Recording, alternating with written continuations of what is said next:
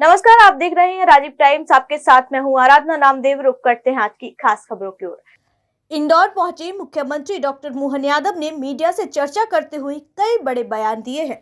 उन्होंने झारखंड और महाराष्ट्र में बीजेपी की जीत का दावा किया और मध्य प्रदेश को विकास की ओर ले जाने के लिए गुजरात से नीतियों को अपनाने की बात कही।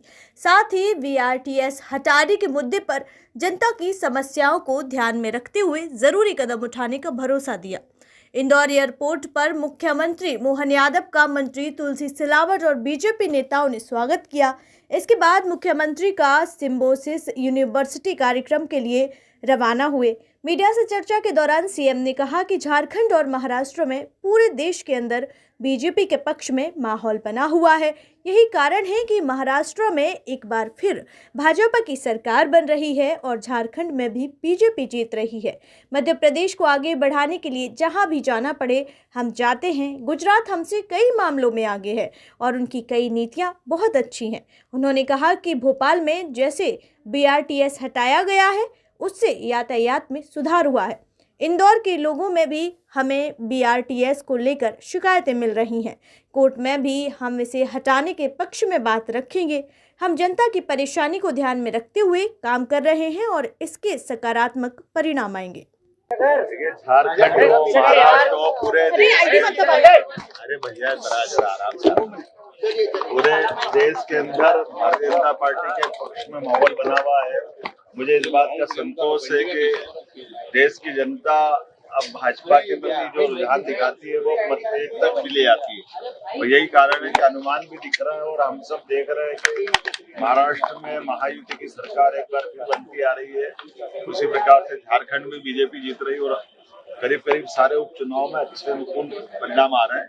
लेकिन लोकतंत्र में ये रुझान है। हम 23 तारीख तक का एक बार फिर इंतजार करेंगे और ये भी तय है कि पिछले रिकॉर्ड की तरह जैसे तीसरी बार माननीय प्रधानमंत्री जी की सरकार बनी और माननीय मोदी जी के नेतृत्व में देश भर में जो माहौल बना हुआ है वो भाजपा के लिए बहुत अनुकूल है और लोकतंत्र में जनता की राय ही सब कुछ होती है। जनता भाजपा के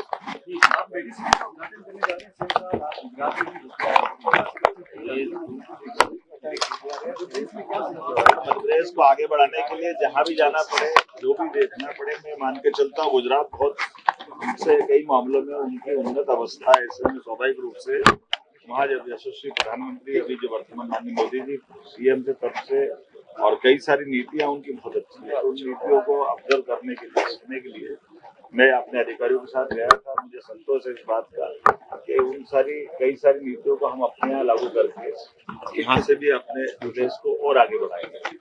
मुझे एक और बात का आज आपसे बात करना है। हमारे यहाँ भोपाल में जैसे BRTS हटा है और BRTS के हटने के कारण से वहाँ लोगों को यातायात में बड़े पैमाने पर सुविधा मिली। यहाँ इंदौर की दृष्टि से भी शिकायतें प्राप्त हो रही लगातार। सब जनप्रतिनिधियों ने पिछले 2 मीटिंग में भी बोला था जब मैं विकास को लेकर के बैठा था। तो कोर्ट के सामने सरकार का हमारा जो एक तरह से पक्ष बन रहा सबका मिल करके कि जो भी तरीका लगाना पड़ेगा वो तरीका लगा करके हम यहाँ के BRTS को हटाएंगे इंदौर के और इसमें माननीय न्यायालय के सामने भी ये पक्ष रखेंगे और हमारे अधिकतर चौराहों पर जो यातायात की समस्या आ रही है तो वहाँ ब्रिज बना करके इसके समाधान खोजेंगे। जब ब्रिज बनाएंगे तब भी BRTS को हटाना ही पड़ेगा। इसलिए मैं आपके सबके बीच में बता रहा हूँ कि कुल मिलाकर के आने वाले समय में इंदौर का यातायात सुगम हो, आवागमन की सुविधा हो, लोगों को कष्ट नहीं हो, ये हम सबकी जवाबदारी है। ऐसे में ऐसे सारे काम को करते में इंदौर में एक जिम ट्रेनर की शर्मनाक करतूत सामने आई है, जहां ट्रेनर ने जिम में आने वाली युवती के साथ छेड़छाड़ की है। यही नहीं, ट्रेनर के द्वारा अब युवती को लगातार परेशान भी किया जा रहा है, जिसके बाद युवती ने पुलिस को शिकायत दर्ज कराई। इंदौर की भवरकुआ पुलिस ने सेमस जिम के ट्रेनर के खिलाफ छेड़छाड़ का केस दर्ज किया है। जिम में आने वाली युवती ने ही शिकायत दर्ज कराई है। युवती का आरोप है कि जिम में एक्सरसाइज के दौरान ट्रेनर उसे घूरता है, कपड़ों पर कमेंट्स करता है और उसके भाई ने जब आरोपी को समझाया तो उसने गुंडे को बुलाकर धमकी भी दी। पुलिस के मुताबिक शिकायत करने वाली युवती एक छात्रा है। युवती के मुताबिक वह जिम में जहां भी जाती है ट्रेनर उसके पीछे पीछे आ जाता है और उसे परेशान करता है। 13 नवंबर की रात वह अपने भाई के साथ कैफे में बैठे थे और यहां भी जिम ट्रेनर शमशेर आ गया, जिसके बाद युवती के भाई ने उसे समझाया और बहन को परेशान ना करे, इस पर उसने दूसरे ट्रेनरों को बुलाकर भाई को घेर लिया और धक्का मुक्की की। युवती के मुताबिक वह अगले दिन जिम पहुंची तो फिर आरोपी ने छेड़छाड़ शुरू कर दी, जिस पर आज पुलिस को शिकायत दर्ज कराई गई है। पुलिस के मुताबिक युवती की शिकायत पर आरोपियों के खिलाफ केस दर्ज कर लिया गया है।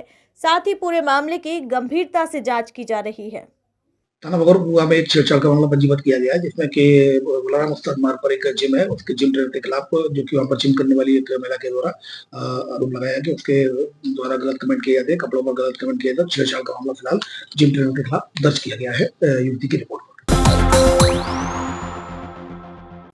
इंदौर में एक हैरान कर देने वाला सड़क हादसा सामने आया है, जहां कार चालक ने गाड़ी रोकने के लिए ब्रेक दबाया लेकिन गलती से एक्सीलरेटर दब गया। इस हादसे में जहां कार में सवार डॉक्टर की मौत हो गई, वहीं अन्य गाड़ियों को भी काफी नुकसान पहुंचा है।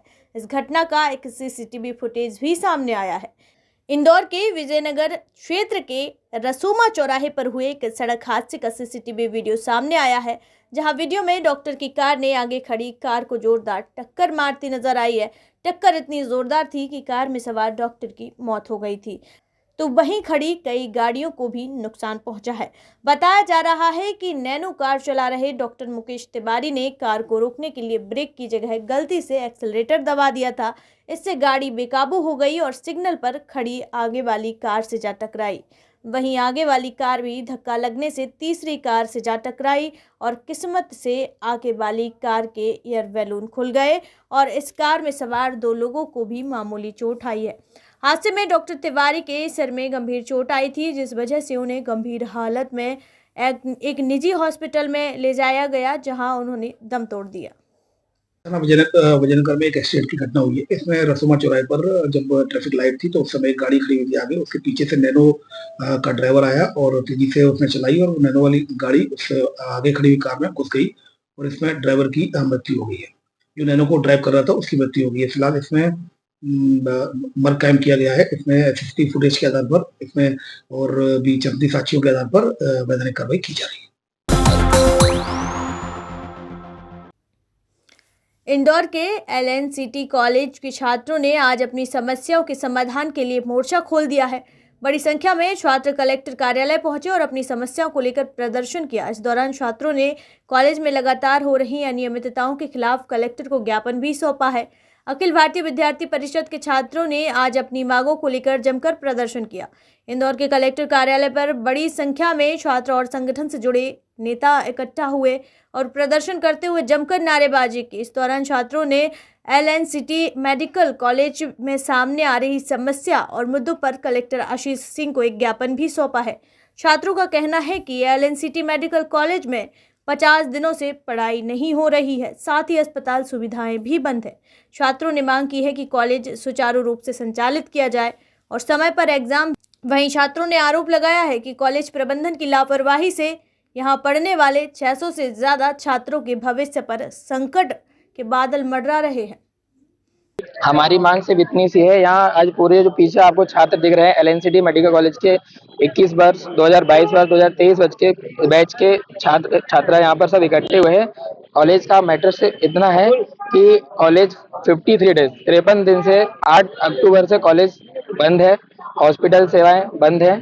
तो हमारी मांग ये है कि कॉलेज सुचारू रूप से वापस स्टार्ट हो, क्लासेस अपनी कंटिन्यू हो, एग्जाम टाइमली स्टार्ट हो पाए और एग्जाम का जो अपना पूरा प्रोफ का सेशन का टाइम ड्यूरेशन रहता है वो समय से पूरा हो सके, जिससे छात्रों का समय बर्बाद हो रहा है वो ना हो और उनको नीट PG में आने वाली डिफिकल्टीज है कि उनका यदि सेशन टाइम से नहीं होगा तो उनका एग्जाम PG का उनको देने को नहीं मिलेगा। तो इसका जिम्मेदार कौन है, इस चीज का हमको जवाब चाहिए।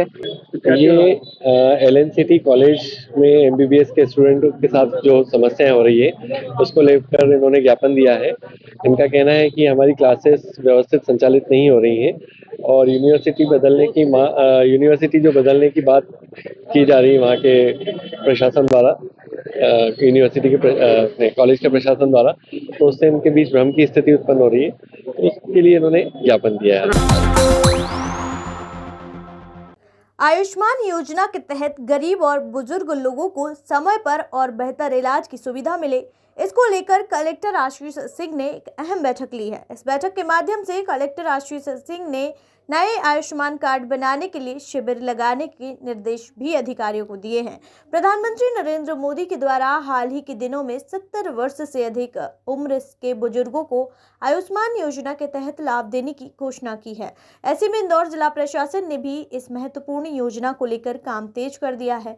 कलेक्टर आशीष सिंह ने इसको लेकर विभागीय बैठक की। इस बैठक में शहर के कई जनप्रतिनिधि भी शामिल हुए हैं। बैठक के माध्यम से कलेक्टर आशीष सिंह ने योजना के क्रियान्वयन को लेकर चर्चा की, साथ ही सुझाव भी लिए। कलेक्टर आशीष सिंह की माने तो वृद्धजनों के लिए नए आयुष्मान कार्ड बनाने के लिए अब विशेष शिविर आयोजित किए जाएंगे। पात्र हितग्राहियों का समय पर कार्ड बने और उन्हें योजना का लाभ मिले, इसको लेकर काम तेजी से किया जा रहा है। शिविर में वृद्धजनों को किसी भी तरह की परेशानी का सामना न करना पड़े, इसके लिए पर्याप्त सुविधा करने के आदेश भी दिए गए हैं। इसके साथ ही निर्देश दिए गए हैं कि आयुष्मान कार्ड बनाने में निर्धारित से अधिक राशि वसूलने वाले CSC संचालकों पर लाइसेंस निरस्ती एवं FIR की कार्रवाई भी की जाए। जी हाँ, हम सभी पार्षदों के सहयोग से, सभी जनप्रतिनिधियों के सहयोग से 70 प्लस के जितने भी वृद्ध हैं उनके सबके हमको आयुष्मान कार्ड बनाने हैं। और ये कार्ड बनाने की प्रक्रिया बहुत सरल है। लोग अपने खुद के फोन से भी, और इवन अगर कोई हम लोग हेल्प करना चाहें तो आसपास वालों के भी आयुष्मान कार्ड उसके माध्यम से बनाए जा सकते हैं। आपके माध्यम से मैं सबसे अपील करता हूं कि अगर आपके आसपास भी कोई 70 प्लस का व्यक्ति है तो उससे भी उसकी आप लोग मदद करें। और इसके अलावा जो आशा कार्यकर्ता है हमारा ये काम करेंगी, उनको प्रति एंट्री 5 रुपए का जो वो भी है एक तरीके का प्रोत्साहन राशि, वो भी देंगे। खबरों में फिलहाल इतना ही। देश दुनिया की तमाम खबरें देखने के लिए देखते रहिए राजीव टाइम्स। नमस्कार।